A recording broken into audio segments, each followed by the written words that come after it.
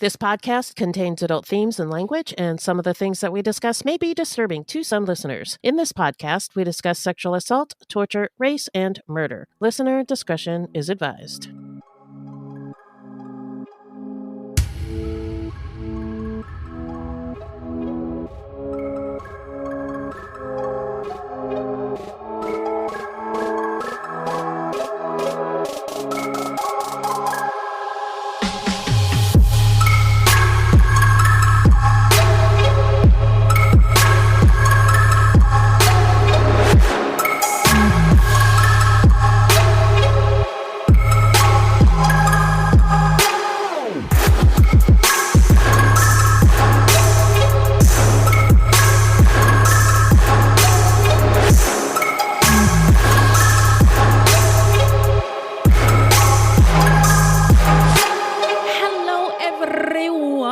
Welcome to Fruitloops, episode 178. Thank you so much for being here with us and for listening. Witi Binafi to all my Garifuna fam out there, and bienvenidos bitches. Fruitloops is a podcast about true crimes committed by people of color and the victims that we don't hear or know much about.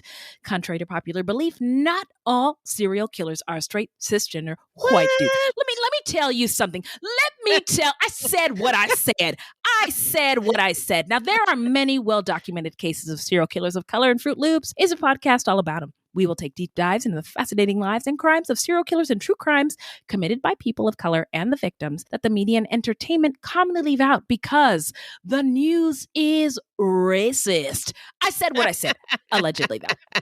And we are Wendy and Beth. She's Wendy, a Black Latinx woman, and I'm Beth, and I just happen to be white. Oh, you know what? Look, it's not her fault. It's not a big deal. She's a wonderful, wonderful person. She's one of the good ones, and we love her so much. Be like Beth. Hashtag be like Beth. We're not journalists, investigators, or psychologists, just a couple of gals interested in true crime. Also, the opinions expressed in this podcast are just that, our opinions. Please send any questions or comments to fruitloopspod@gmail.com or leave us a voicemail at 602-935-6294. And we may feature it on a future episode. Also, our website is fruitloopspod.com, and we use Fruit Loops Pod for all our social media. The footnotes for each episode can be found on our website. Plus, check it out for the different ways that you can support the show and become a Fruit Loops Patreon. You can also support us by supporting our sponsors. Please do. Yeah. Now, who are we talking about today, Beth? Well, today we're talking about Menhaz Zaman, a 23-year-old Bangladeshi-Canadian who murdered his entire family, all while chatting with his fellow video game players in real time. This was a wild case to look into. And I know Minnie wasn't involved in the research, but I kept meaning to ask, Minnie, have you heard of this? Because isn't she a gamer? Yeah, I should have. She is. And I should have given this case to her, but I don't know what I was thinking. I should have. Look at us. Well, we're all fired. Maybe Elon Musk will hire us. But before we get into all that, how you doing? I'm doing good, and I wanted to wish all our fruities out there a happy Thanksgiving. Yes. And a happy Native American Heritage Day. Hell yeah. Yeah, in case you didn't know, now you know, it's always the day after Thanksgiving, and fuck Black Friday. Yeah, what? Yeah, absolutely. Yes, I love it. Remember to look up what land you might be occupying and learn a little something about the indigenous people who were there before you. Yes. And who are still, maybe there's something you can do, an activity that you can do in solidarity and to support the indigenous communities around you. I found a snake this weekend. You found a snake? Yep, in the backyard. We're not great at identifying snakes yet, but it could have been a copperhead. It also could have been a harmless water snake. I don't know which. But one of the first things I purchased when we moved here on Amazon was a snake grabber. Yeah. And so we just picked that little guy up and relocated him somewhere down the street in a neighbor's backyard. So awesome. Anyway, he's alive, just not in my backyard. Not in your backyard anymore. Amen. Now let's get into some listener letters.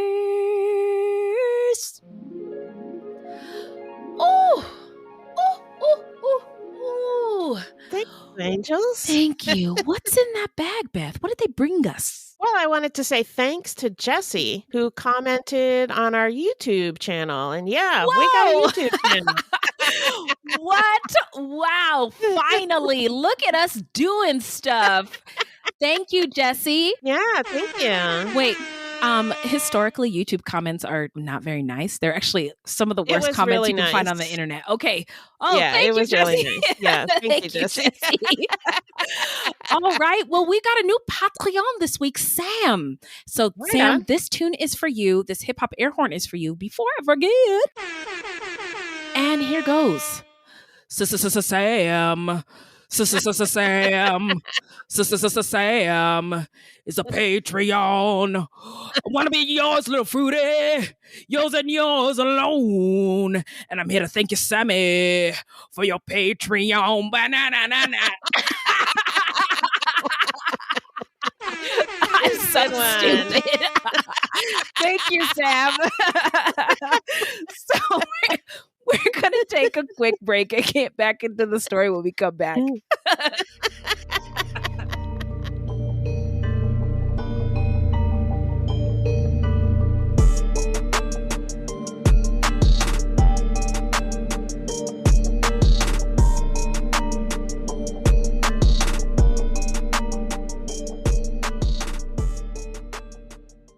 There is so much pressure to work, and to put off fun until you deserve it. I don't subscribe to that anymore. I do enough already every single day, and I deserve all the fun and joy I can get. I agree. You've earned some fun, so have it. Yeah. With Best Fiends, an exciting puzzle adventure game, you can have fiendish fun anywhere, anytime. Sometimes fun gets pushed down to the very bottom of our to-do list, and we feel like we have to wait for a free time to do things that make us smile. No.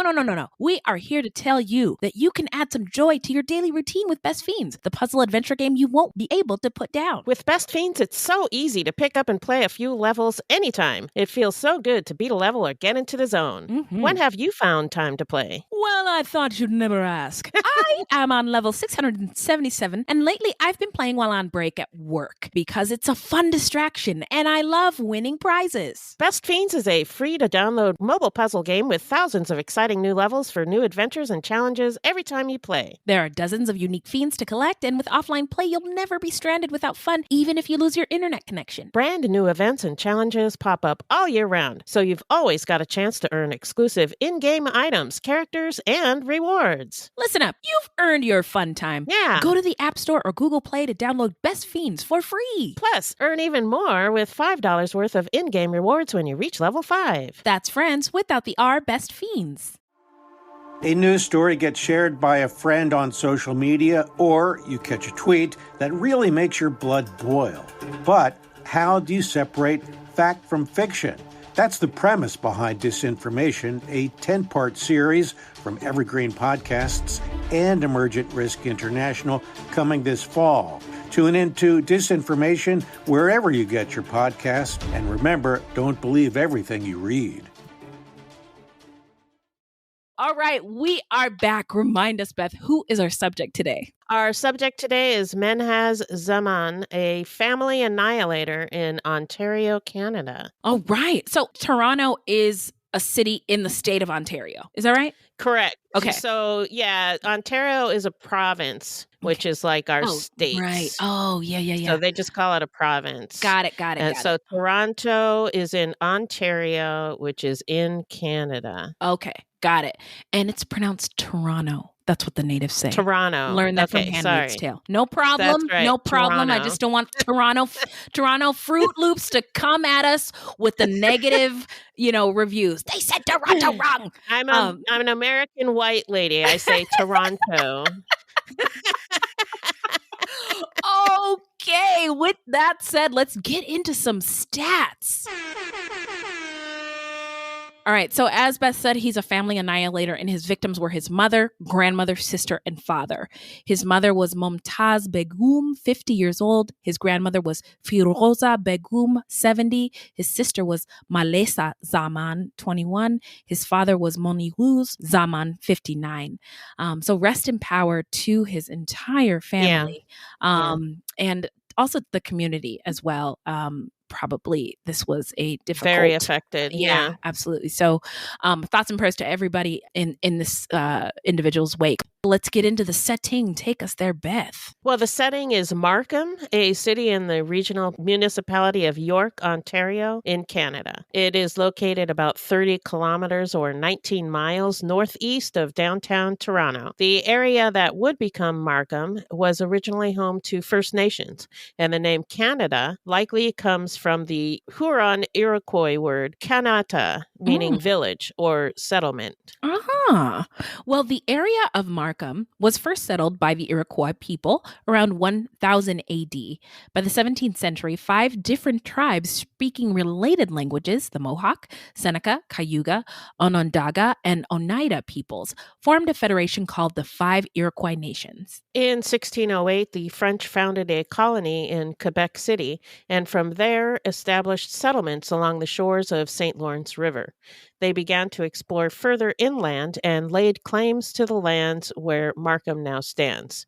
In 1663, King Louis XIV decided to make what they called New France into a royal province. Britain and France competed and fought intensely for land and trade on the American continent. But in 1756, the 7 Years' War in Europe began, and the American phase of this conflict, the French and Indian War, settled the fate of New France. In 1763, with Britain's victory in the 7 Years' War with France, the French king ceded his colony of New France to Britain. The province of Quebec was created, which extended to just west of the Ottawa River. Oh my God, I heard a really funny joke about colonization, that colonizers' food was so bad that they had to colonize the world just to get extra herbs and spices to make their food better. It's actually true. Yeah. Oh my God, I mean, what would we be eating with all those spices, you know? I don't know. If it doesn't have Lowry's in it, I don't want it. Now, I just thought that was funny. Obviously an oversimplification and reductive, but it was hilarious. Yeah. If you forget all the murder stuff and theft, it is hilarious. And all the, rape and pillaging. Exactly. Yeah. Hilarious. So the territory to the west of that line, including where Markham stands today, was designated as, quote, Indian territories, unquote. But the Quebec Act of 1774 extended the boundaries of the province of Quebec westward. In 1783, Britain had to recognize the independence of the new United States of America, and many British loyalists who'd fled from the United States settled in the western part of Quebec territory. That's funny. They were like, fine. You can be the United States. But we're not staying here. So in 1791, British Parliament passed a constitutional act that divided the territory into 2 provinces. The Eastern Province, to be called Lower Canada, corresponding to what is now the Canadian province of Quebec. That's why they speak France, I think. Yes, the first settlers were French. Oh, dear. I should have been paying attention. I'm just kidding. I was. And the western part to be called Upper Canada, corresponding to what is now called the province of Ontario. From 1793 to 1794, the township of Markham, located in Upper Canada, was surveyed into farm lots. Emigres to Markham included a group of German settlers, referred to as the Berksea settlers, some Pennsylvania Dutch communities from the United States, and French aristocrats who had fled to Great Britain to escape the upheavals of the French Revolution. This latter group had become a burden on the British government, who, as a result, arranged for their immigration to Upper Canada. LOL. Lol. Goodbye. Bye. I'm just imamoining. This is so funny to me. It is. And it's so petty. Am I the only one who sees it this way? So it's like a bad breakup. They were not well suited to the harsh climate and the remoteness of the area, and eventually most of them sold their holdings. By contrast, the Pennsylvania Dutch settlers, having lived and worked in Pennsylvania, adapted easily to their new country. So in the early years, Markham as a community had a distinctly German character. The township's many rivers and streams soon supported a water power saw, plus grain and wool mills. Wow. Moving up in the world. Oh my God. Yeah. Wait, have you been to They have Toronto? everything. I don't believe I've been to Toronto. I've been to Quebec. Okay. So in 1837, armed rebellions broke out in both Upper and Lower Canada. French Canadian nationals felt pitted against a British-dominated colonial regime. Although the rebellions in Upper and Lower Canada were both defeated militarily the following year, they did result in Upper and Lower Canada being reunited under one single government. British Parliament passed the British North America Act in 1867, and on July 1st, 1867, the provinces of Canada, Nova Scotia, and New Brunswick became one dominion under the name of Canada. The province of Canada was then split back into two provinces, one called Quebec and the other Ontario. Quick Nova Scotia fact is there were African people or Black people in Nova Scotia, and they invented hockey in Nova Scotia, the Black people. Oh, that's right. That's right. Yeah. So by the middle of the century, most of Markham Township had been cleared of forest and much of the land was under cultivation. Over time, the population increased and specialized industries began to spring up, such as wagon works, tanneries, farm implement manufacturers, and furniture factories. Wow. Fabulous. By 1900, Markham Village had a population of 950. Wow, you can really dance. But railway links and improved connections through telegraph and telephone and the advent of the automobile diminished the industrial role of the township of Markham. Local industries could not compete with the larger factories in Toronto. As a result, Markham Township slowly returned to its old identity as an agricultural community. It's like when you try a new hairstyle and you're like, you know what? This just isn't going to work for me. Yeah. So I'm just going to go back to what works. The old one. So the outbreak of World War I in 1914 spurred Canada toward full sovereignty. When the war was over, the feeling had grown among Canadians that it was time for them to decide for themselves what their relationship with the rest of the world would be. Canadians did not want to be automatically at war when Britain was at war. By 1949, Canada assumed status as a fully sovereign country. In 1971, Markham absorbed several other neighboring villages. The opening of a highway in the mid-1970s and urban sprawl from Toronto further accelerated the development of the town. Markham achieved city status in 2012 and currently has a population of approximately 340,000 people. Markham's progress has been stimulated by immigration, and the city has, in recent years, attracted a new dynamic and multicultural population. Especially significant in the last quarter century has been immigration from Asia, with almost 30% of Markham's current population being of Chinese origin and 20% from South Asia, with high concentrations of Bangladeshis living in Toronto. There are cultural conflicts between the community's first-generation immigrant parents, often high achievers forced to take survival jobs in Canada, and the children raised there. Frustrated with their own careers, parents want their children to be successful in all aspects of life, and failure is something such families have a hard time accepting. I'm so glad you put that in there because it comes back later in my takes. And it's difficult for the children to balance Canadian and traditional cultures, as essentially they are living in two different worlds. And you know what is a really great, more positive depiction of this struggle is the movie Seeing Red, or maybe it's Turning Red on Disney Plus. Oh, with yeah, the little with the girl, red panda. She has an Asian mother and a French-Canadian father, and she's balancing these two worlds. So cultures. If you're curious what that might be like. So there are topics such as homosexuality and drugs that are taboo, as well as strong stigma around seeking mental health support or publicly discussing mental health or suicide in the community. Now let's talk a little bit about family annihilators. Thank you. I've been dying to know. Most family annihilators are men who want to escape the shackles of domestic life and or financial hardship, and they convince themselves their families are better off dead than ruined. Wow. That's not to say that women are not family annihilators. We have covered one, but the majority are men. Yeah, that's really, that is interesting. I'm so glad to see that also being part of the story, because the idea of better off dead than ruined is Nuts. entirely fabricated by society, right? No, that's yeah. that's toxicity, and really awful and has Yeah. horrific consequences. Right. So this follows through on parricide as well.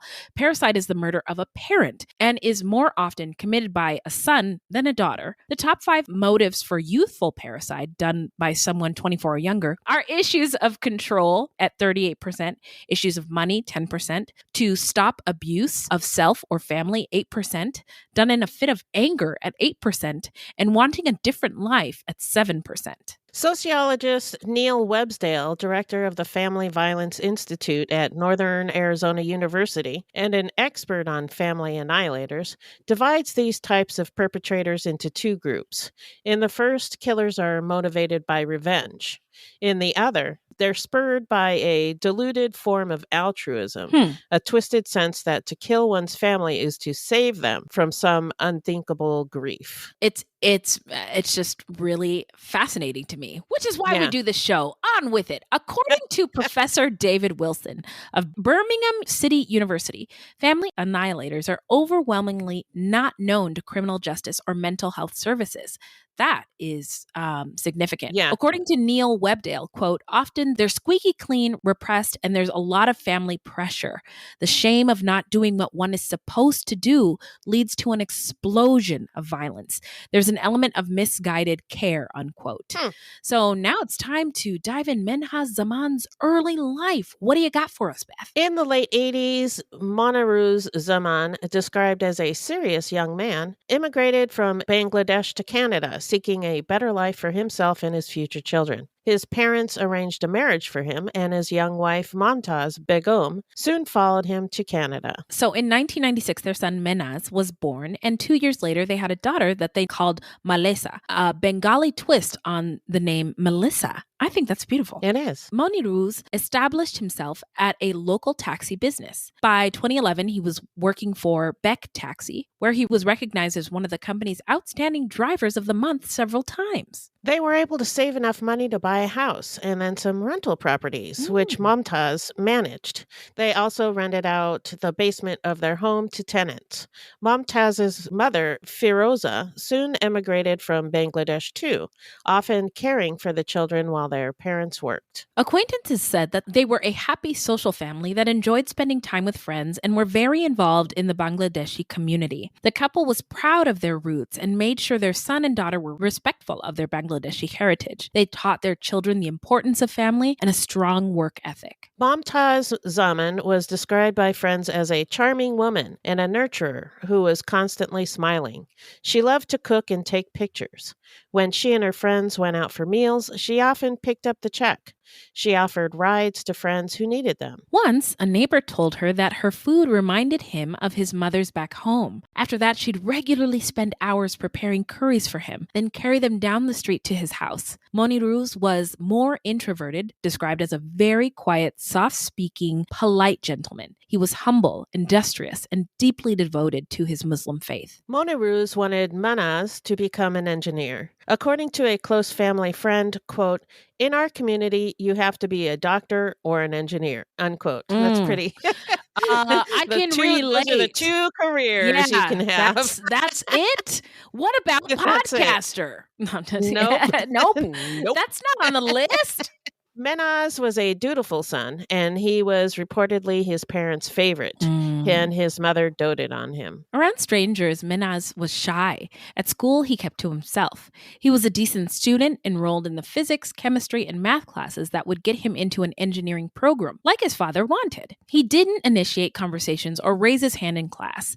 He didn't date or go to parties. Menhaz's parents often bragged about their son. They'd proudly tell everyone that he always put his family first and that he was going to get an engineering degree, so he had a bright future ahead. I wonder if his parents told him that. You know, they thought he had a bright future, or if it was just something they told other people. Because sometimes when our parents are proud of us, we don't know. We're like the last ones to know. They don't say anything. Yeah, I don't know. I'm just curious. But it seems to me like he knew that that's what he had to do anyway. Yeah. Regardless. Yeah, you're right. Although Melissa was devoted to her family and to Islam, like many teenagers, she was a little rebellious in high school.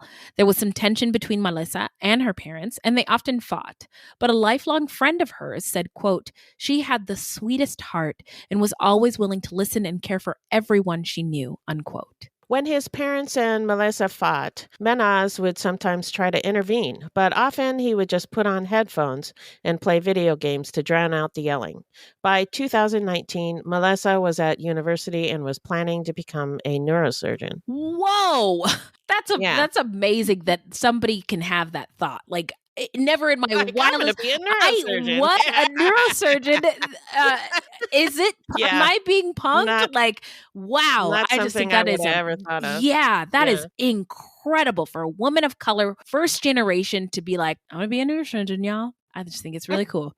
That same year, Menhaz left the house every day to catch the bus for York University, where he told his parents he was studying mechanical engineering.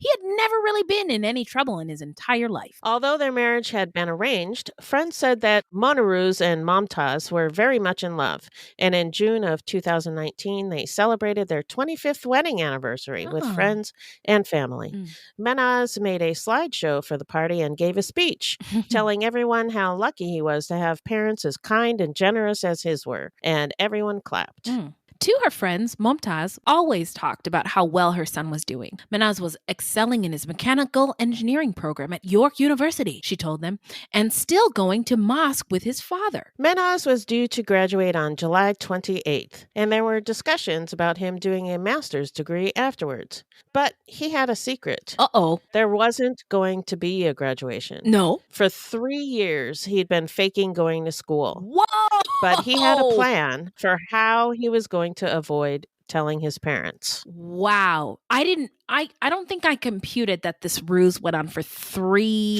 whole years. Yeah. No books, no homework assignments, no study groups. No, nothing. No late nights. No. Whoa. Okay.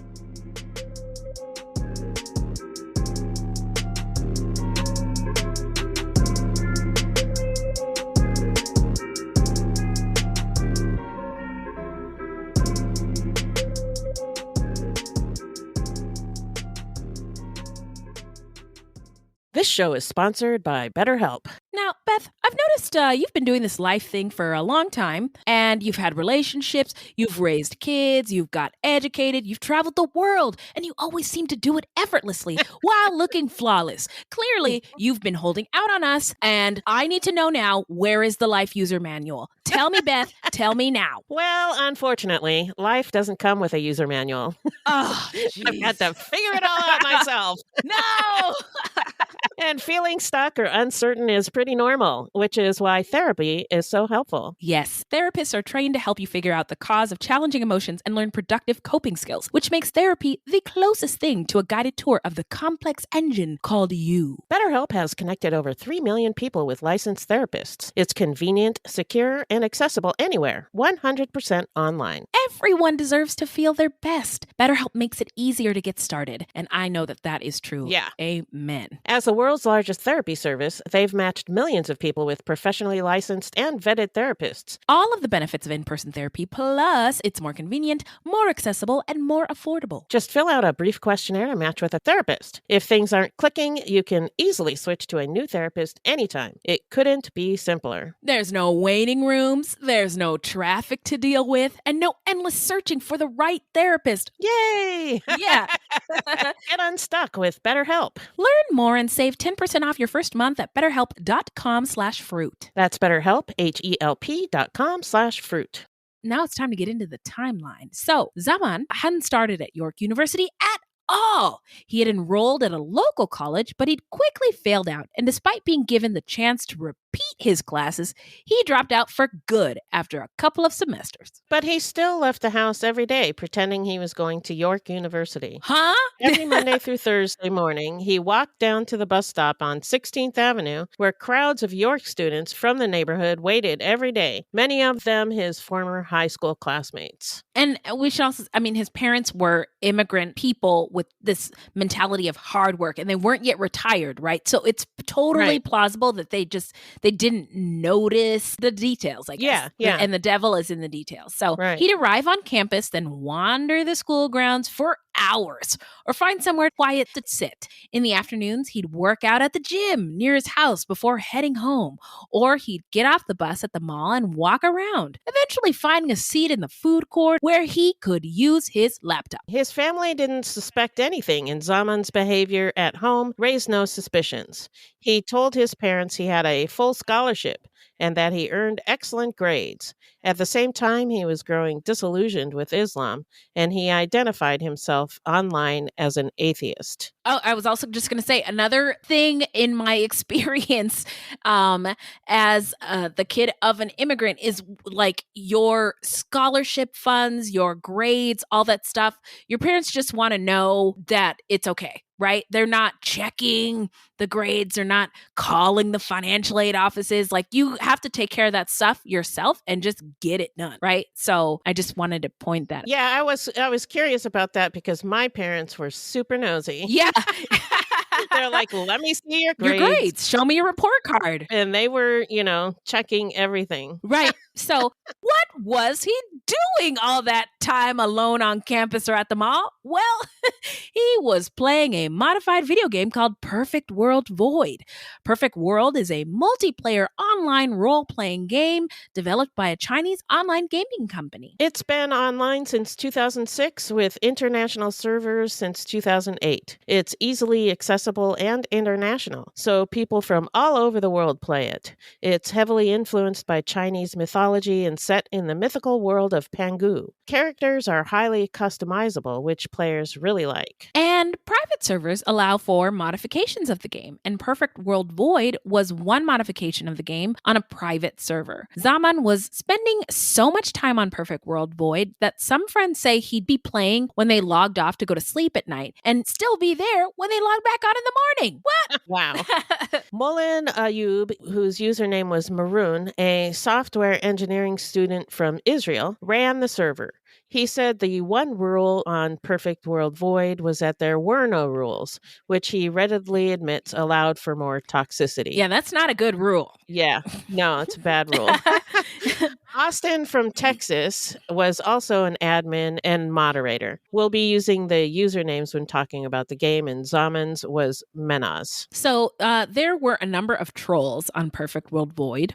One player commented, quote, "If you're not a troll on Perfect World, you will be the victim," unquote. Female players often use masculine names and characters because you know how women are treated on the internet and on video games in particular. Remember Gamergate? Or just we're treated like everyday life on the internet. Yeah, women are not safe on the internet. Yeah, there was a forum that I used to post on back in the day when everybody posted on forums.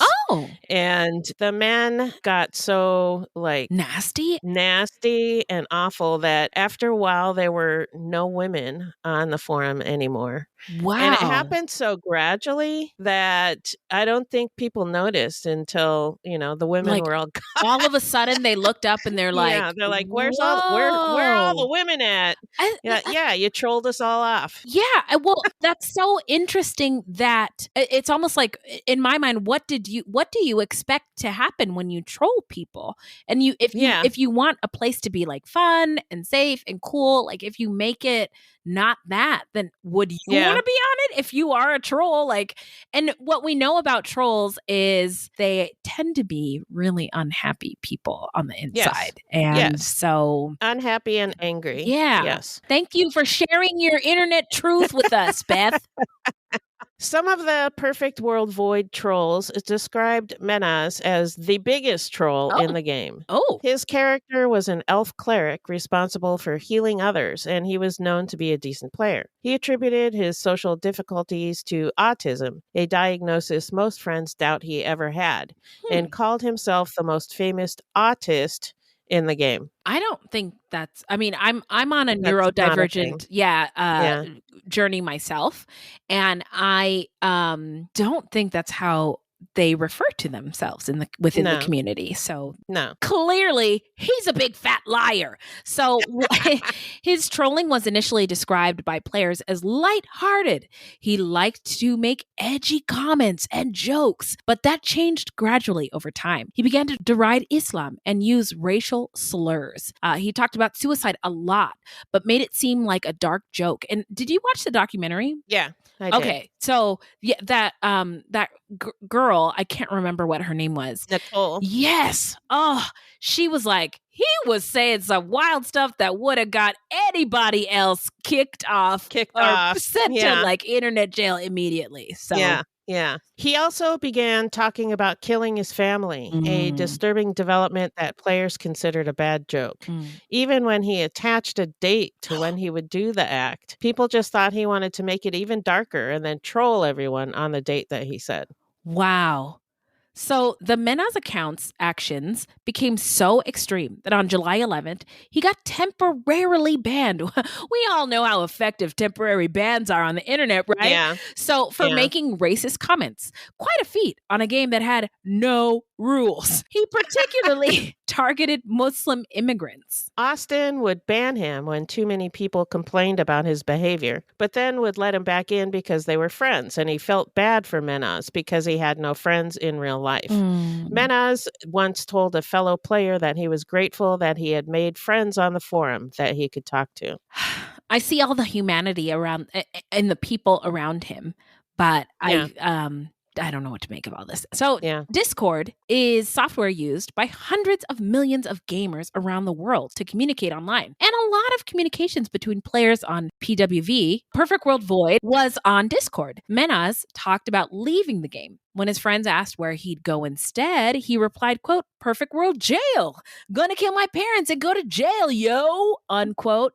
I'm not going to turn that into a drop because it's not cool. And his friends just shrugged it off. He changed his online handle in Perfect World Void to Subhuman and then Don't Deserve Life. Whoa. He spoke to his friends online about killing himself, always framing his comments as jokes. His fellow gamers were never really sure whether or not to take him seriously. So his comments had always been like problematic, but things really ramp up like after his parents' anniversary, July 11th, and now we cut to July 25th. Menhaz said in a group chat, "I'm here just to have fun," and posted random pictures from the game. Then he said that his life was about to end because someone had tipped off the authorities regarding some sort of plan that he had hatched. Nobody realized what it meant. After that, the Menhaz account went quiet. On July 27th, 2019, it being summer, a lot of people were playing on the Perfect World Void server. They remember Menhaz was just acting normal, playing the game and joking around. Zaman's dad was at work, and his sister was at her part-time job at a grocery store. Momtaz's mother, Firoza, who had her own apartment in Toronto, was visiting the family that weekend. Mother and daughter were napping around 3 p.m. when Menhaz killed his mother by hitting her with a crowbar, then slitting her throat with a kitchen knife. Yikes. Then he did the same thing to his grandmother. Yeah.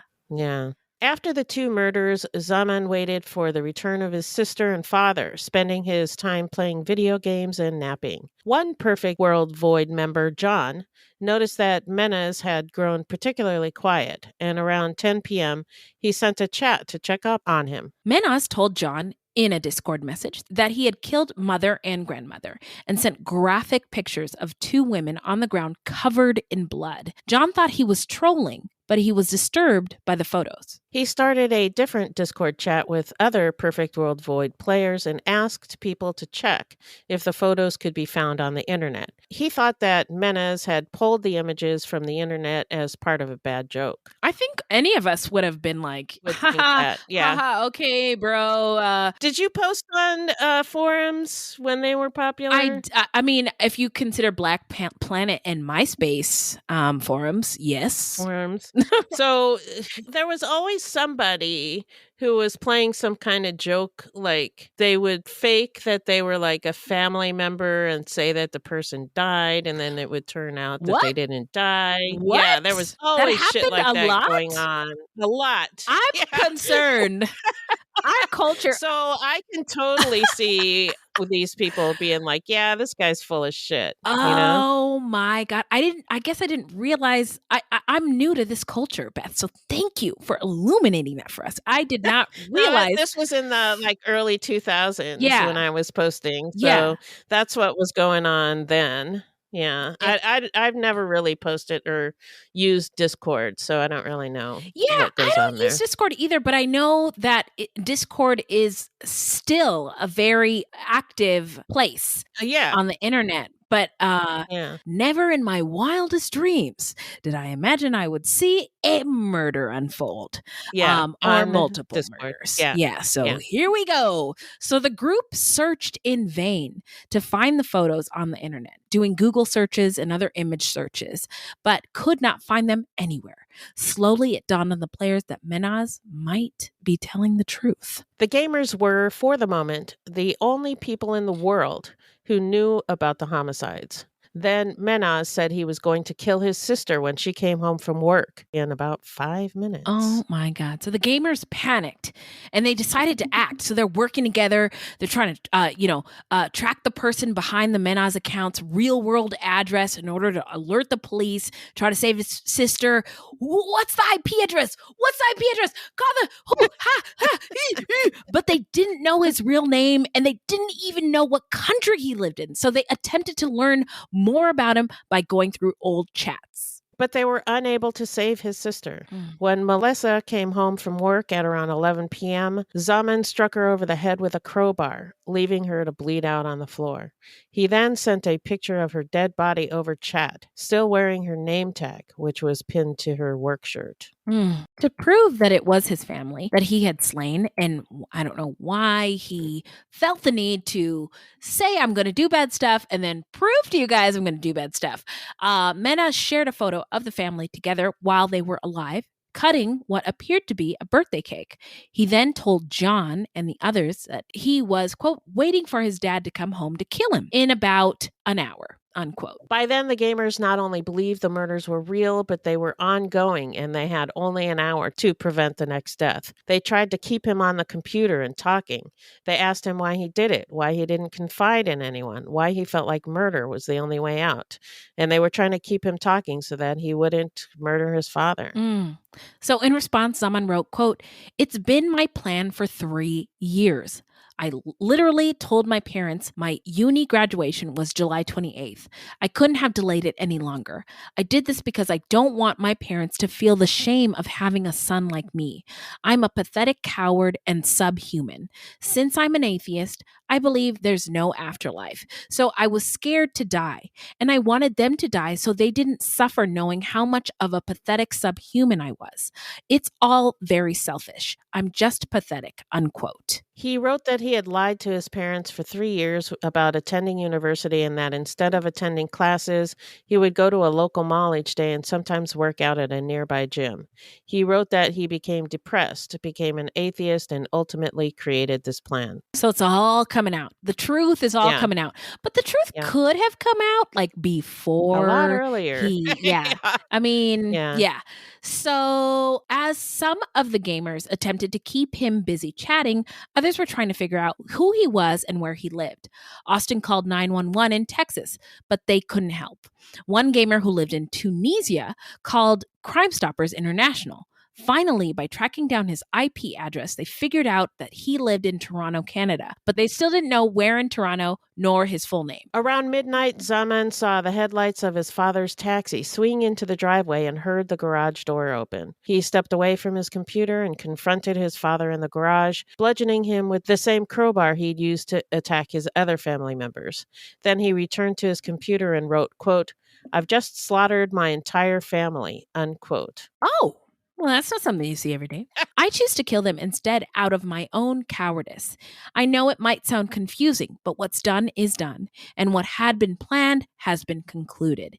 He then said he would be turning himself in, writing, I deserve punishment.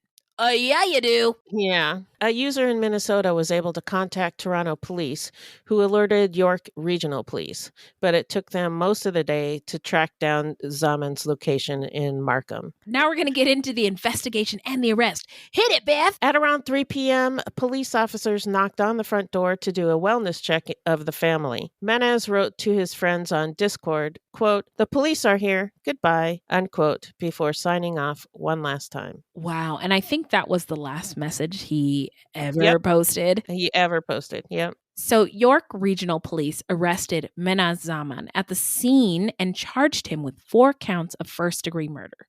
The autopsy showed that Zaman initially hit each of the 4 victims, likely with a crowbar, and then slit their throats. Now, we're going to get into the trial. What the what, Beth? In September 2020, Zaman pleaded guilty to 3 counts of first-degree murder of Firoza, Monaruz, and Maleza, and 1 count of second-degree murder of Momtaz. And I'm not really sure why they did it that way, but that's the way they did it. Yeah, I was curious about that also. Yeah, the only thing I can think is because Momtaz was the first to be killed. Okay. Because I think first-degree murder is more planned out. Yeah. So they maybe... Yeah, and that was thought probably that some it good wasn't as good planned out. lawyering by his defense on attorney's the part. defense. Mhm. Yeah. Zaman said in an agreed statement of facts that he'd killed his family because they were about to find out he had lied for years about going to York University to become an engineer. At the sentencing hearing in November 2020, so this is like coronavirus time. Like we're all in the pandemic, in the pandejo. He apologized to anyone he had impacted negatively with his killings. At the hearing, the Crown and the defense agreed that parole ineligibility should run 25 years concurrently for the first-degree murder charges, plus 15 years of parole ineligibility for the second-degree murder count, making his total parole ineligibility 40 years. The judge was openly damning about his actions and said that what he'd done was deeply disturbing and deserving of severe punishment. She said, quote, "Words such as brutal, cruel, cold, and callous do not begin to convey the enormity of his violence. It is difficult to imagine a more horrific way to take a human life than by slitting the victim's throat.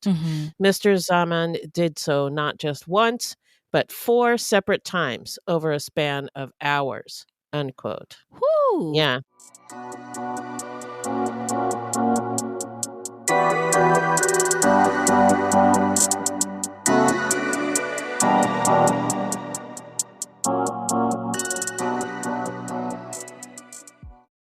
So now we're going to get into where are they now? Well, I'll tell you. Zaman is currently serving his prison sentence at Central East Correctional Center, aka Lindsay Jail in Lindsay, Lohan, Ontario. Just kidding. It's just regular Lindsay, Ontario. He is expected to live in the prison without the possibility of parole until 2060. He'll be 64 years old when he is first eligible to apply for parole. The murder sent a current of fear through the Bangladeshi-Canadian community about the clash between traditional expectations and the realities of immigrant children growing up in North America. Many of the family's friends had thought of Menhaz as an ideal child. Yeah, and just those 2 words make me really uncomfortable. Like, ideal child. Nobody wants to be the ideal child. Nobody wants that. No, it's too much pressure. It's too much, and it's what is it? It's not even a real thing. Yeah, we it's just not want real. children to be like happy, healthy humans. Yeah, that's what I want. Right? Yeah. So it's interesting. So a couple of weeks after the murders, their friends came together in Taylor Creek Park for a picnic, the way they had so often with Moniruz and Momtaz before, to mourn the family. They gathered together to pray. The parents were scared. Could anything have been done to prevent his crimes? Were they overlooking signs of distress in their own children? 2 months after the murders, 30 of Zaman's friends and neighbors attended a seminar held by the Vision Infinite Foundation. The organization is meant to help the Bangladeshi-Canadian community with health and career-related issues. That's pretty cool that there's something like That's that in very cool. Canada for the community. It's run by Shahid Khander, who lives around the corner from the Zaman's former home. The seminar was designed to address the communication gap between kids and parents. Yeah, there's a huge generational gap between Yeah. your Yeah. immigrant parents and you. And with a psychiatrist and psychologist on hand to answer questions. So now we're going to get into what we think made him snap and our takeaways. What do you think, Beth, my friend? Well, we don't really need to speculate about it because he told us. Right?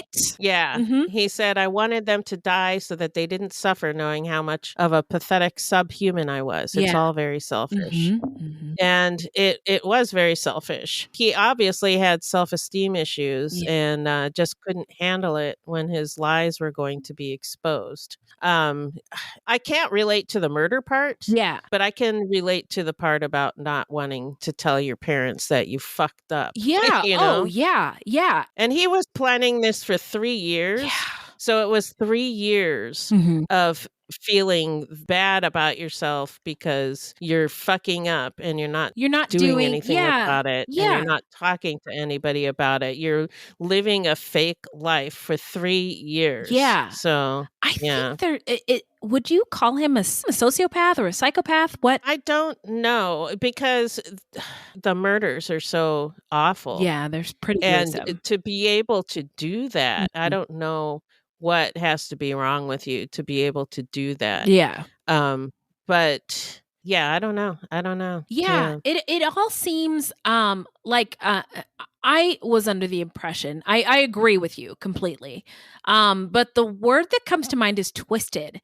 And he, I remember learning about the word facade, and he put this weird facade on he was one character on the internet. He was another character with his family and another character in the world.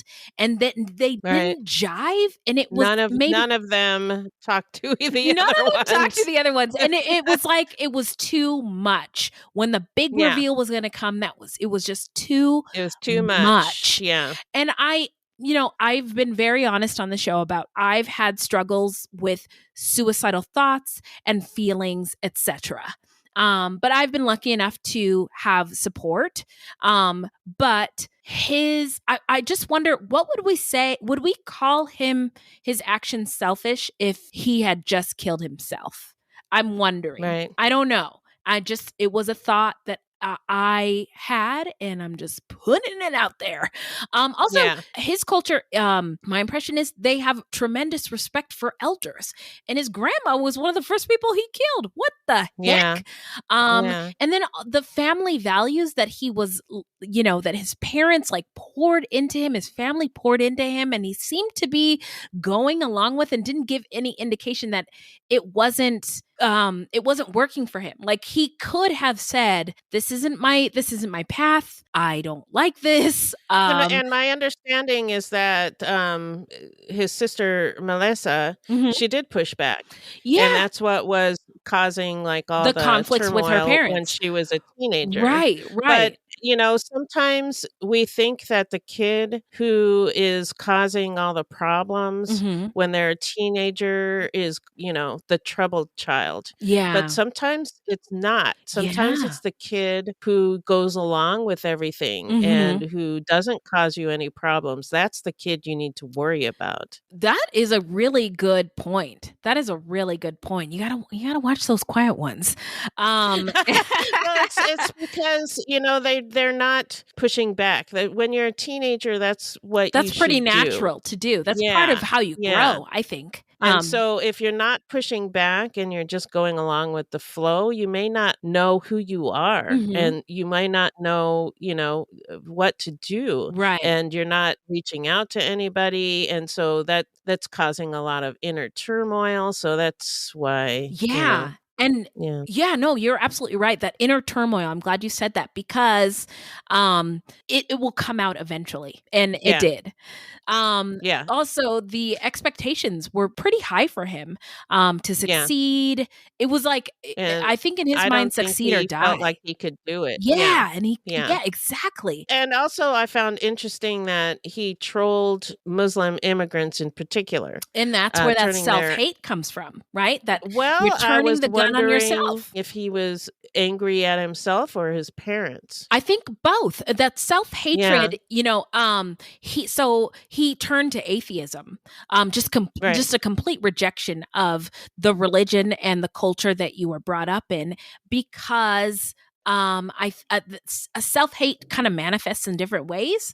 I, as a Black person who grew up Christian, like, have a really I'm still unpacking it. I'm talking to my therapist about it tomorrow.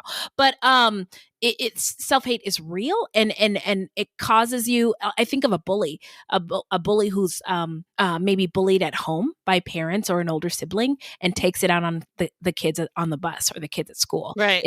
It's that acting out what you internalize on other people. Yeah. And Yeah.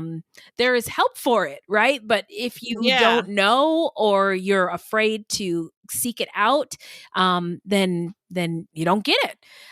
Yeah. And so I think that was a contributing factor. I was also struck by, in watching the documentary, how people who are customarily ignored in society, the people on the internet, the gamers who are able to, these introverts who really they felt like superheroes to me.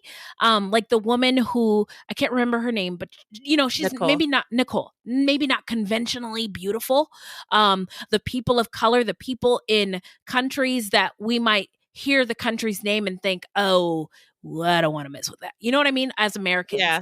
But who acted heroically and with great humanity and care in real life to try to defeat this. Doing everything they could to try and stop this. Yeah. And I thought. And then when they couldn't stop it, then, at least to try to get him caught so that he couldn't do anything else. Yes. And I thought that was really like, it felt like, in a really tragic story, a really wonderful, remarkable thing to behold, to see people who typically would have been ignored or been like, they're not this, they're not that, but they did something pretty amazing. And I think that was really cool. So that was cool. Those are my takes. Well. If it isn't how not to get murdered, nice for you to show your face. Just kidding. If you love true crime and you don't want to die, here's a tip for you. This segment is not intended to be victim blaming. We thought of this segment because I read somewhere that a lot of people listen to true crime because they want to know what they can do to be safer. This is not meant to blame the victims. It's just learning from other people's experiences. Ooh, for Rand, you got a whole lot of tips because it's Robin season. It's the holidays. It's Robin season. Robin season. It is. All right. What we got some holiday safety tips for you. Love it. So here they go. Okay. Make sure all doors and windows have secondary locks like window pins, deadbolts, dowels, etc., and use them. Yes. Don't hide spare keys in mailboxes or planters or under doormats. This drives me nuts. Not during Robin season. Not during Robin season. Nope. Ensure that dark areas and entrances have outdoor lights that are turned on after dark or are activated by sensors. Keep trees and shrubbery trimmed so that they do not conceal doors and windows. Overgrown foliage can provide a hiding place for criminals. Yes. Don't want that. No. Place gifts where they can't be seen from the outside. You don't want people getting into your house to rob you and then, maybe kill you. Wow, look at all those Christmas gifts. Murder, murder. Bye. Use caution anytime there's a stranger at your door. Be suspicious of unexpected sale calls or deliveries. Absolutely. Ask for identification. Thank you. Don't open the door until you know who it is. And if somebody comes to your door and they say, I need help with my car or something, you can say, I'll call a number for you. Yeah. Or I'll call AAA. I will trouble, call 911. Yep. But don't open your door. Thank you. Yes. Don't advertise expensive toys, electronics, or other gifts received by leaving the boxes out for garbage collection. This one drives me nuts. Yeah. Because, and I'm really, really paranoid about it, but we all should be because it just makes you a target. Yeah. Excellent tip. And you don't want people to steal your stuff. But No. more important, you don't want people to hurt you or your family. Right. And they might Mhm. if they rob your house. If they think if you got stuff that they want, yeah. During robbing season, all bets are off. So compress large boxes, maybe turn them inside out so you can't tell what they are, or place them in black garbage bags for pickup. Yeah. Or one thing we did when we were living in an apartment for a little while we were getting situated here, and we put our boxes in like other people's dumpsters. I know you can't get in trouble for that, but I mean, what else I've is done a that dumpster before for? too. Yeah. So if you can throw them away at school, or throw the boxes away at work, or throw the boxes away at a car wash or somewhere, and make sure nobody's following you when you leave. Thumbs up. All right. Well, now it's shout out time, where we shout out any content by people of color or about people of color or any other marginalized folks in the world, or any true crime goodies. This is a BIPOC story. Okay. And it's called From Scratch on Netflix. Have you watched it? I haven't. Oh my God. It's like a marshmallow for your eyes, and it like tugs on your heartstrings. And I was not interested in it because the thumbnail on my Netflix was Zoe Saldana, who I have had mixed feelings about since she decided she could play Nina Simone. Now, anyway, do you know who Zoe Saldana is? The lady from Avatar? I do. Okay. Yeah. And she's awful light-skinned, and Nina Simone is very dark, and she believed that it was appropriate for her to portray a very dark-skinned Black woman, and some Black people never forgave her. I am not that petty, okay? So, and I don't hold grudges. So anyway, but Black Twitter was like, I'm sobbing. I was like, what is going on over here? So I tuned in. I'm like 4 episodes in, and it's this romance between this chef from Italy, and he is so yummy and cooks the yummiest food. Okay, you got and me. He's in love with Zoe Saldana, and they're both like young and pursuing their dreams and on this life journey of love and food and resilience, and the dynamic between the Italian culture, and apparently Sicilians are like the bottom of the caste systems in Italy, which I didn't know. I didn't know and that so either. he's Sicilian, and she's Black American, and so oh my God, it is just so fun. So it's starring Zoe Saldana, Eugenio Mastradena, and Keith David. He's the dad who's always like, "Oh son, if he ain't got Lowry's on it, I don't want it." That guy. So anyway, it's so far I'm really loving it. So what do you got? It sounds fun. Yeah, I'll have it's to fun. check that It's out. fun. So I wanted to shout out Internet Hate Machine podcast. Oh, Bridget Todd. Yes. Yeah. Oh, I love her. Do you know she follows us? No, does she? Oh yeah, because I've messaged her like, Bridget Todd, we're on the same like wavelength. Hello, be my best friend. Know that. Holy shit. Yeah. So anyway. So yeah, she'll like this. Yeah. So Bridget Todd explains how bad actors use the internet to target and silence marginalized people, especially Black women. Mm-hmm. Bridget talks about people who have been targets of coordinated attacks, activists who are fighting back, and experts to help break down the agenda behind it. And it's really good, and it's really interesting and informative. Oh, I'm so glad Bridget Todd is on the internet, like exposing this. I can't believe nobody thought of this before, because this happens to women so much, so relevant all the time. Yes. And oh man, thank you so much for shouting that out. Yeah. So we've got From Scratch on Netflix and Internet Hate Machine, a podcast by Bridget Todd, wherever you get your podcasts. No! It's the end! No! Oh, no. It's okay. We'll be back next week. Beth! I'll see you in 2 days for extra. Oh, my life, I had to pod. A girl ain't safe in a room full of pods. I had to fight my podcaster.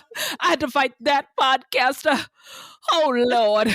But in the meantime, Beth, where can the people find us? I'm sorry. I'm like holding the walls. You really should. We really should start video because I get so crazy during this. My mom would be ashamed. Anyway, where can the people find us, Beth? Are you okay over there, Beth? Are you okay? I'm dying. Oh, I love it. I'm gonna sleep so good knowing that I made you laugh so hard. That's my Oprah Winfrey impression from the very movie good. The Color Purple. Thank you. I've been practicing since I was 8. I recognized it. You did? I did. Okay, I'll stop. Our website is fruitloopspod.com, and we use Fruit Loops Pod for all of our social media. Join our discussion on Facebook at Fruit Loops Pod Discussion. If you want to support the show, you can send us a donation on the Cash App. Just Google Fruit Loops Pod Cash App, or you can become a monthly patron through Patreon. And as always, we have merch for sale on our website. That's right. This is a weekly podcast, and new episodes drop every Thursday. So until next time, look alive, y'all. It's crazy out there.